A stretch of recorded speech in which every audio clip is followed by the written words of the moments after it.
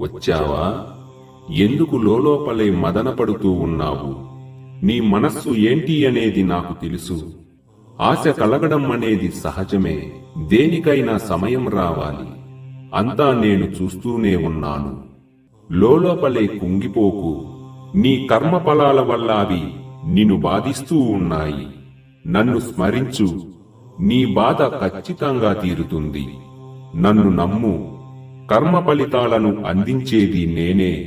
నువ్వు నన్ను అడుగుతూ ఉంటావు, నాకు సుఖాన్ని ఆనందాన్ని ఇవ్వు అని. కాని నేను సులువుగా సుఖాన్ని ఇవ్వను. నీకు నేను దుఃఖాన్నే ఇస్తాను. ఎందుకంటే సుఖాలకు అలవాటు పడిన వాళ్ళు చేతకాని వారుగా మిగిలిపోతారు. దుఃఖంలో కూడా పోరాడేవారు ఎలా ఉన్నా దేన్నైనా ఎదుర్కొంటారు. ఎలాంటి కష్టమైనా సరే ఎదిరించేలా నిన్ను మార్చాలి అనుకుంటున్నాను నేను. నువ్వు నీ తెలివితేటలతో ఎలాంటి సమస్యనైనా సరే ఎదిరించగలిగే శక్తి రావాలి. నీకు అపారమైనటువంటి తెలివితేటలు ఉన్నాయి. అయితే వాటిని నీవే గుర్తించడం లేదు. ఇప్పటికైనా గుర్తించు. నువ్వు అంటూ ఉంటావు కదా, ఎందుకు తండ్రి నా సంతోషాన్ని లాగేసుకుంటున్నావు అని. జీవితం నవ్వులతో కాదు, జీవితం భక్తితో ఉండాలి. అప్పుడే ప్రశాంతత నీ దరికి వస్తుంది. నువ్వు అడుగుతావు, ఎందుకు తండ్రి కోరుకున్న వాళ్ళు దూరమవుతూ ఉంటారు అని. నువ్వు కోరుకోవలసినది సమయాన్ని బట్టి మారిపోయే మనుషులను కాదు.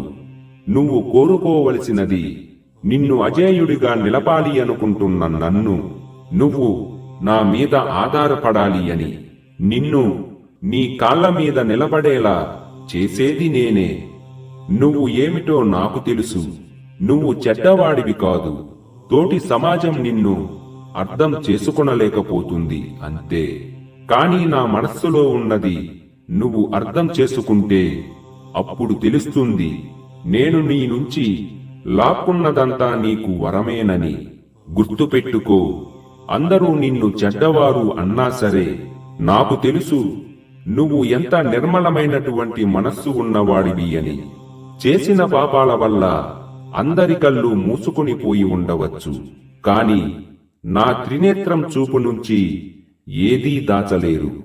ఎవ్వరూ తప్పించుకొనలేరు. అది నువ్వే చూస్తావు. నీ చిరునవ్వు పోయినా సరే చింతించకు. నిన్ను ఎవరైనా వదిలి వెళ్ళినా వదిలేసిన వారే బాధపడుతారు. నిన్ను మాటలు అన్నవాళ్లే మాటలు పడుతారు. 1,00,000 మంది నిన్ను చిన్నచూపు చూసినా నా దృష్టిలో ఎప్పుడూ ఉన్నతమైన స్థానంలో ఉంటావు. అర్థమైందా?